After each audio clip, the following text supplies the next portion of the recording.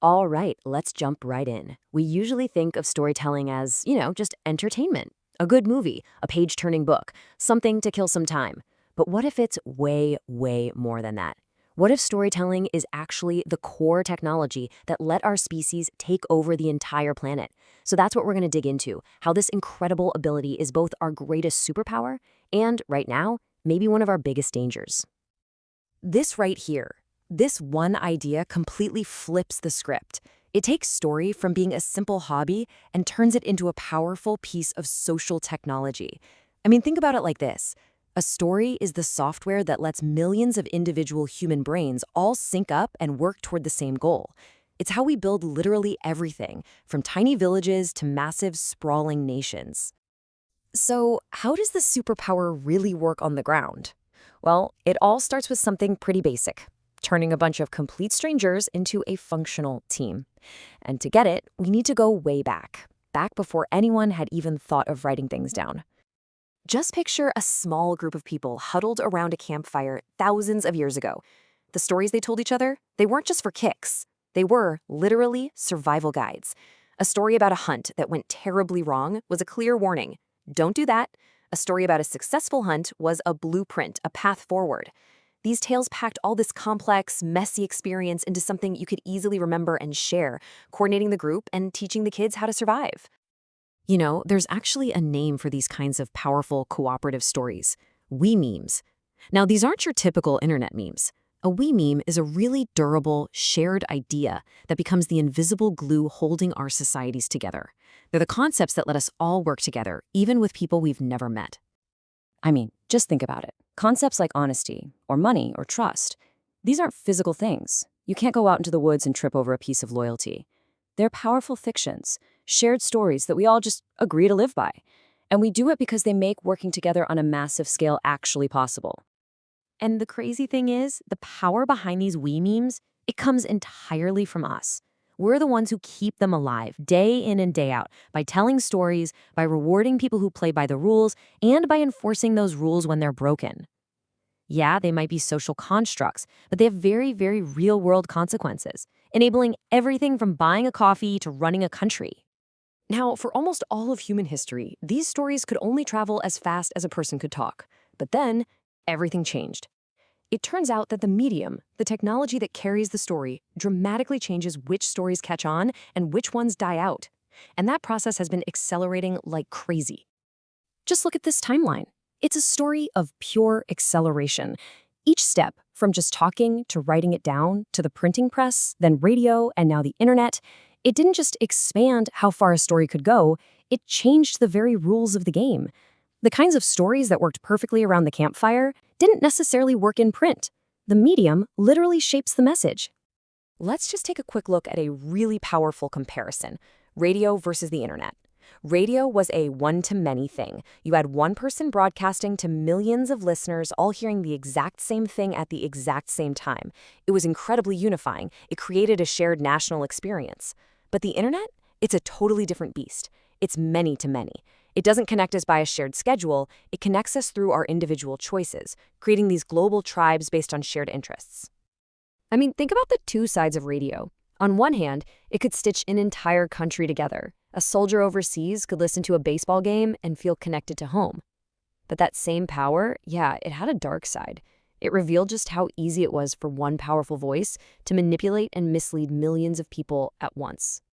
And then, bam! The internet happens, and it just put the basic human process of collaboration on steroids. You could propose a new idea, have it debated by experts all over the world, tweak it based on their feedback, and see it get adopted, sometimes in just a few days. This has been absolutely incredible for science, for helping people organize aid after a disaster, and for solving really tough problems at a speed we've never seen before. But here's the catch. Every new medium has its own built-in incentives. And this is where we hit the big problem, the real hazard. What happens when the incentives of our shiny new storytelling tools are actually working against our well-being?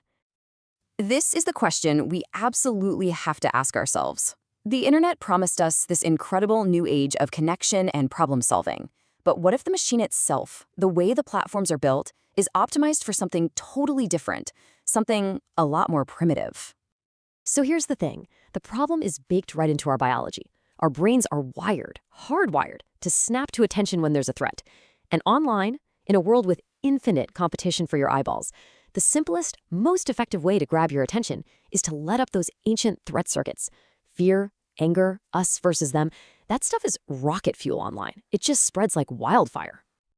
So this creates this vicious cycle, this outrage feedback loop. It works like this. First, some piece of content triggers that threat response in you, makes you angry or scared. Then, because it's so emotional, you share it instantly. The platform's algorithm sees this explosion of sharing and thinks, whoa, this is popular. Let's show it to more people, which of course just encourages people to create even more content that triggers the exact same feelings. It's mismotivation at a global scale. Now, to be clear, trying to divide people and spread propaganda is not a new idea. That's as old as time. We've seen things like hate radio and wartime propaganda before.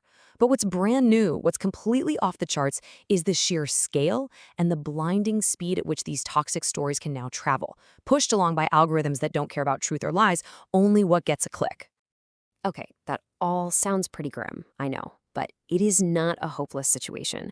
Remember, our superpower is storytelling, and that means we have a choice here.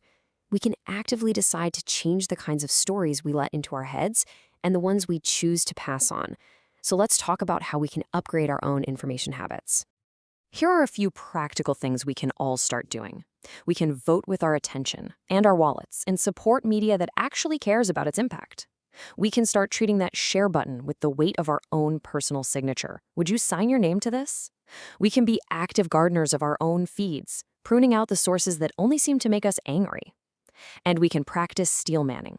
That's trying to state the best possible version of an opponent's argument. It builds trust instead of just burning bridges. So let's bring it all back to that central idea.